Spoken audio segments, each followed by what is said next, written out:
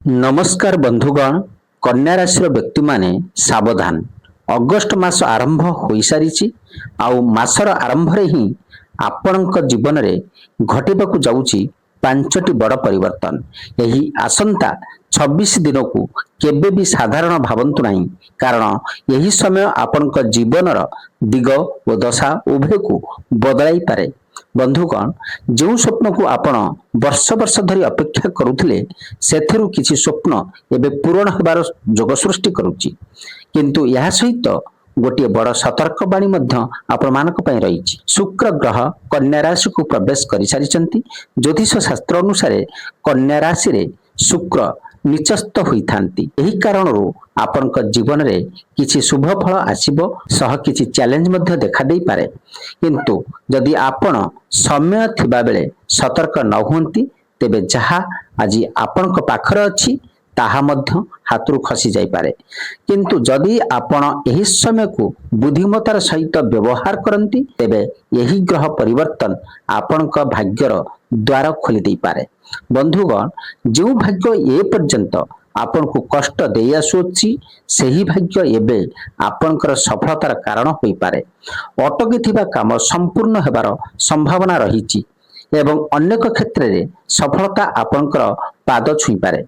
आज यही वीडियो रे आमे जानिबा यही 26 दिन रे केउ काम करिबा उचित, केउ भूल रु निजको दूरेई रखिबा आवश्यक, केउ सावधानता आपण को बड़ क्षतिरु बंचाई परिबो एवं केउ क्षेत्र रे मिली पारे बड़ खुशी और सफलता। बंधुगण, यही समय साधारण नुहे, यह होउची निज जीवन रे बड़ परिवर्तन आनिबार समय। किंतु यही समय बा यही सुजोग को बुद्धिमता और सतर्कतार सहित व्यवहार करने को पड़िबो। जदि यही समय को हाथ छड़ा करिदेबे परे अनुताप कले मध्य कौनसी लाभ हेबो नाही। तेणु आसंतु आरंभ करिबा आजिर यही विशेष राशिफल विषय रे।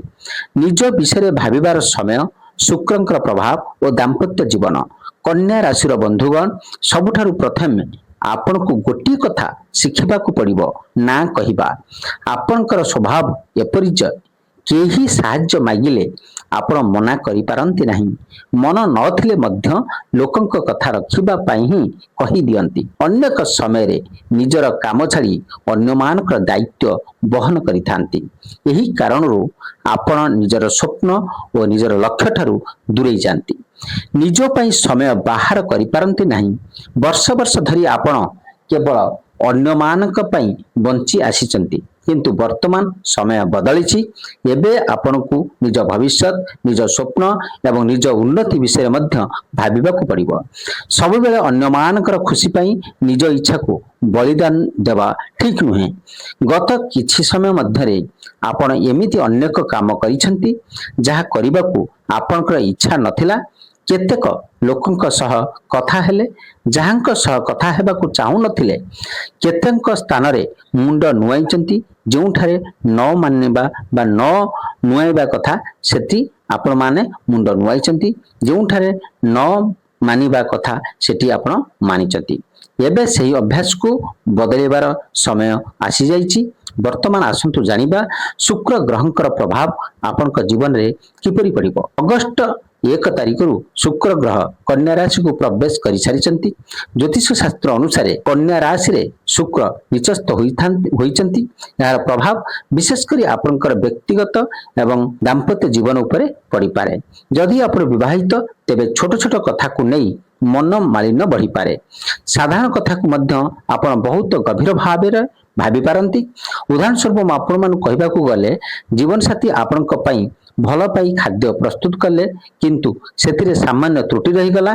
सही छोट त्रुटि को नहीं आपण बेसी प्रतिक्रिया दे पारंती।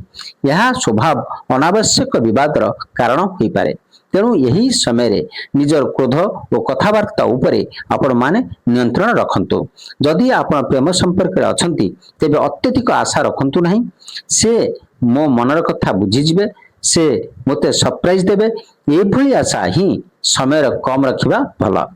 जेते कम आशा रखिबे सेते अधिक मानसिक शांति आपण माने पाइबे। धैर्य, बुझाबणा और सम्मान सह संपर्क को आगु को नहीं शुभ फल मिलिबो। ଏବେ ଆସନ୍ତୁ ଜାଣିବା ଏହି 26 ଦିନ ଆପଣଙ୍କର ସ୍ୱାସ୍ଥ୍ୟ, ଧନ ଏବଂ କ୍ୟାରିୟର ଉପରେ କିପରି ପ୍ରଭାବ ପକାଇବ। ଶୁକ୍ର ଗ୍ରହଙ୍କର ପ୍ରଭାବରେ ଏହି ସମୟରେ ମିଠା ଖାଇବା ପ୍ରତି ଆପଣଙ୍କର ଇଚ୍ଛା ବଢ଼ିପାରେ। ତେଣୁ ଯେଉଁମାନଙ୍କର ରକ୍ତରେ ସୁଗାର ସମସ୍ୟା ଅଛି କିମ୍ବା ଡାଇବେଟିସ୍ ଆଶଙ୍କା ଅଛି, ସେମାନେ ଖାଦ୍ୟ ପାନୀୟରେ ସାବଧାନ ରୁହନ୍ତୁ। ଅଧିକ ତେଲିଆ ଖାଦ୍ୟ ଏବଂ ଜଙ୍କ ଫୁଡ ଏବଂ ଅନିୟମିତତା ଖାଦ୍ୟ ଅଭ୍ୟାସରୁ ଦୂରେଇ ରୁହନ୍ତୁ। ଏହି ସମୟରେ ଅମ୍ଳତା ଏବଂ ବଦହଜମ କିମ୍ବା ପାଚନ ସମସ୍ୟା ଦେଖାଦେଇପାରେ। ତେଣୁ ସ୍ୱାସ୍ଥ୍ୟ ପ୍ରତି ଅବହେଳା କରନ୍ତୁ ନାହିଁ। ଏହା ସହିତ ଆଉ ଗୋଟିଏ କଥା ଧ୍ୟାନରେ ରଖନ୍ତୁ, କେବେ କେବେ ଆପଣଙ୍କର ଆତ୍ମବିଶ୍ୱାସ ବହୁତ ବଢ଼ିଯିବ, ପୁଣି କେବେ କେବେ ହଠାତ୍ ମଧ୍ୟ କମିଯିବ। ଏଭଳି ଉତ୍ଥାନ ଏବଂ ପତନ ସ୍ୱାଭାବିକ ରହିବ, କିନ୍ତୁ ଅନ୍ୟମାନଙ୍କ କଥାରେ ପଡ଼ି ନିଜ ନିଷ୍ପତ୍ତି କେବେ ବଦଳାନ୍ତୁ ନାହିଁ। କୌଣସି କାମ କିମ୍ବା କଥା କହିବା ପୂର୍ବରୁ ଭଲ ଭାବେ ତାକୁ ଭାବନ୍ତୁ, କାରଣ ଅସାବଧାନତାର କହିଥିବା ଗୋଟିଏ କଥା ଆପଣଙ୍କର ସମ୍ମାନ ଓ ପ୍ରତିଷ୍ଠାକୁ ପ୍ରଭାବିତ କରିପାରେ। ଏବେ ଆସନ୍ତୁ ଶୁଭପକ୍ଷ ବିଷୟରେ ଆପଣମାନଙ୍କ ସହିତ କଥା ହେବା। ଆପଣଙ୍କ ରାଶିର ସ୍ୱାମୀ ହେଉଛନ୍ତି ବୁଧ ଏବଂ ଲାଭ ଭାବରେ ଅବସ୍ଥାନ କରୁଥିବାରୁ ଆଗାମୀ 26 ଦିନ ଆର୍ଥିକ ଦୃଷ୍ଟିରୁ ବହୁତ ଭଲ ରହିପାରେ। ଯଦି ଆପଣ ଚାକିରି କରୁଛନ୍ତି, ବ୍ୟବସାୟ କରୁଛନ୍ତି କିମ୍ବା କୌଣସି ନୂଆ ଆୟର ସୁଯୋଗ ଖୋଜୁଛନ୍ତି, ତେବେ ଭଲ ଫଳ ମିଳିବାର ସମ୍ଭାବନା ରହିଛି। ଯେଉଁମାନେ ନିବେଶ କରିବାକୁ ଭାବୁଛନ୍ତି, ସେୟାର ବଜାର ହେଉ, ଜମି ହେଉ କିମ୍ବା ଘର କିମ୍ବା ଅନ୍ୟ କୌଣସି କ୍ଷେତ୍ରରେ, ସେମାନଙ୍କ ପାଇଁ ମଧ୍ୟ ଏହି ସମୟ ସକାରାତ୍ମକ ରହିପାରେ। ତଥାପି ଯେକୌଣସି ନିବେଶ କରିବା ପୂର୍ବରୁ ଭଲ ଭାବେ ଯାଞ୍ଚ କରି ଆପଣମାନେ ନିଷ୍ପତ୍ତି ନିଅନ୍ତୁ। ଶନିଦେବ ବକ୍ରି ଚାଲରେ ଥିବାରୁ ଛାତ୍ରଛାତ୍ରୀମାନେ ପଢ଼ାଶୁଣାରେ ଅଧିକ ପରିଶ୍ରମ କରିବାକୁ ପଡ଼ିପାରେ। ସନ୍ତାନଙ୍କ ବିଷୟରେ ମଧ୍ୟ ଧୈର୍ଯ୍ୟ ରଖନ୍ତୁ ଏବଂ ରାଗ କିମ୍ବା ଚାପ ଦେବା ପରିବର୍ତ୍ତେ ଭଲ ପାଇବା ଏବଂ ବୁଝାଇବାର ମାର୍ଗ ଅନୁସରଣ କରନ୍ତୁ। ପ୍ରେମ ସମ୍ପର୍କରେ ମଧ୍ୟ ଅତ୍ୟଧିକ ଆଶା ରଖିବା ଉଚିତ ନୁହେଁ। ଧୈର୍ଯ୍ୟ ଓ ବିଶ୍ୱାସ ହିଁ ଆପଣଙ୍କର ସମ୍ପର୍କକୁ ମଜବୁତ କରିପାରିବ।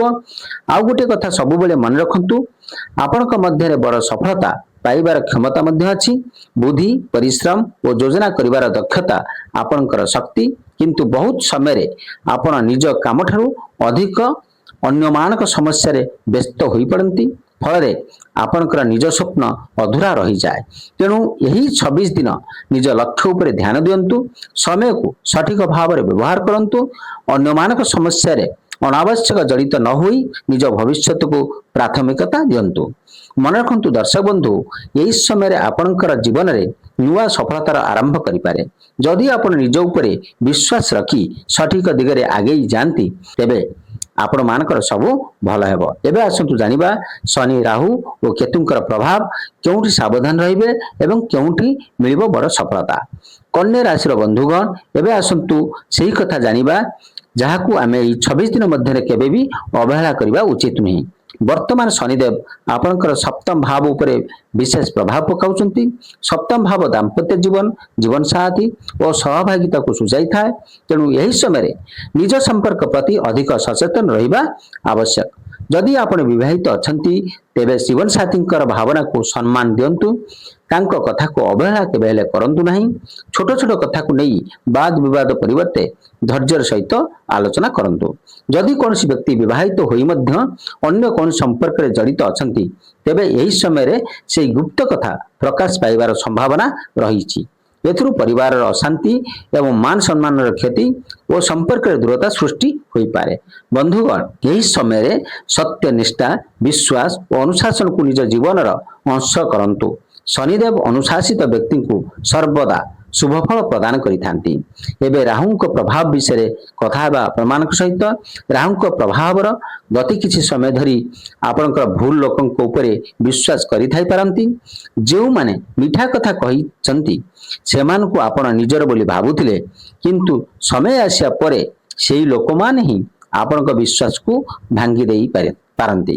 ତେଣୁ ଏବେ ଯେକୌଣସି ବ୍ୟକ୍ତିଙ୍କୁ ସହଜରେ ବିଶ୍ୱାସ କରନ୍ତୁ ନାହିଁ। କାହାର ମିଠା କଥାରେ ପ୍ରଭାବିତ ହୋଇ ବଡ଼ ନିଷ୍ପତ୍ତି ନିଅନ୍ତୁ ନାହିଁ। ଟଙ୍କା ଧାର ଦେବା, କାହା ପାଇଁ ଗ୍ୟାରେଣ୍ଟି ହେବା କିମ୍ବା କାହାର କଥାରେ ପଡ଼ି ନିଜର କ୍ଷତି କରିବାକୁ ଦୂରରେ ରୁହନ୍ତୁ। ଏବେ ଶୁଭ ଖବର ବିଷୟରେ କଥା ହେବା ଆପଣଙ୍କ ସହିତ। ମଙ୍ଗଳଙ୍କର ପ୍ରଭାବ ଆପଣଙ୍କର କ୍ୟାରିୟରରେ ବଡ଼ ପରିବର୍ତ୍ତନ ଆସିପାରେ। ଯଦି ଆପଣ ଚାକିରି ଖୋଜୁଛନ୍ତି, ତେବେ ଭଲ ସୁଯୋଗ ମିଳିପାରେ। ଇଣ୍ଟରଭ୍ୟୁ ଦେଉଥିଲେ ସଫଳତା ମିଳିବାର ଯୋଗ ରହିଛି। व्यवसायी मानक पाई मध्य यही समय लाभदायक रही पारे। नुआ चुक्ति नुआ ग्राहक किंबा भल आर्थिक सुजोग आपण मानकु मिल पारिबो। केतुंकर प्रभाव हेतु अनावश्यक खर्च बढ़ी पारे, किंतु प्रत्येक खर्च को नहीं अधिक चिंता करंतु नहीं। जो खर्च आवश्यक ताहाको ग्रहण करंतु एवं अनावश्यक खर्च को नियंत्रण रखंतु। बंधुगण यही 26 दिन आपनक पई परीक्षार समय मध्य अटे एवं सफलतार समय मध्य अटे। जदि धैर्य अनुशासन और सठिक निष्पत्ति सह आगक बढ़िबे तेबे यही समय आपनक जीवन में बड़ परिवर्तन आनी पारे। कन्या राशि बंधुगण यही समय आपनक पई सबुठारु बड़ उपायटी होउची धैर्य अनुशासन एवं सठिक निष्पत्ति। मन रखंतु बंधुगण प्रत्येक समस्यार समाधान रागर नुहे बरं शांत मनरे यही 26 दिन मध्यरे आवश्यक विवादरू आपण माने दूरे रुहंतु। काहाको अंध भावरे विश्वास करंतु नहीं। भावी चिंती टंका खर्च करंतु। जीवन साथी और परिवार को समय दिंतु। निज स्वास्थ्य को केबे भी अवहेला करंतु नहीं एवं सबुठारु बड़ कथा होउची निज स्वप्न को प्राथमिकता दिंतु। आपनक जीवन में आसुथिबा प्रत्येक सुजोग को बुद्धिमत्तार सहित व्यवहार करंतु, कारण यही समय निया जाइथिबा गोटिए भल निष्पत्ति आगामी अनेक वर्षर सफलतार कारण होई पारे। छोट उपायटी आपण मानकु कहिबी, प्रतिदिन सकाळे स्नान करी भगवान गणेश को दुब अर्पण करंतु। यह सहित शुक्रवार दिन माँ लक्ष्मी पूजा करंतु एवं संभव हेले कौनसी दरिद्र व्यक्ति को धला वस्त्र चाउल किंबा मीठा दान करंतु। शनिवार दिन शनिदेव को स्मरण करी ओं सह शनिचराय नमः मंत्र को 108 थर जप करंतु। यह मानसिक शांति और सकारात्मक शक्ति बढ़ाइबारे साहाय्य करि पारे। बंधुगण मन रखंतु, ग्रह माने परिस्थितिर संकेत दे पारंती, किंतु आपनकर कर्म परिश्रम और सठिक निष्पत्ति ही आपनकर भविष्य गढ़े। जदि आपनको यही वीडियो भल लगी था तेबे निश्चय लाइक करंतु, कमेंट रे जय शनिदेव लिखि निजर मनोकामना जणांतु। जदि आपण ज्योतिष राशिफल एवं गोचर संबंधी एभली सठिक और रोचक वीडियो देखा चाहूँगी तेबे आम चैनल को सब्सक्राइब करी पाखर थिबा बेल आइकन को निश्चय दबांतु, जहा द्वारा आमर प्रथम प्रत्येक नुआ वीडियो सूचना प्रथम सर्वप्रथम आपण पाखक पहुंच पारिबो।